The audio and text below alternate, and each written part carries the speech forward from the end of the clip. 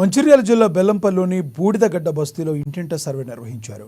Election commission of India అధికారి deputy collector Ramprasad, ASO Prasad Reddy ఆధ్వర్యంలో survey చేశారు. ఎస్ఎస్ఆర్ 2025లో భాగంగా ఎన్నికలకు సంబంధించిన ఇంటింటి సర్వేలో చనిపోయిన ఓటర్లను తొలగించడం, మార్పులు చేర్పులు, 18 సంవత్సరాలు నిండిన వారు ఓటు నమోదు చేసుకోవడాన్ని స్వయంగా పరిశీలించారు.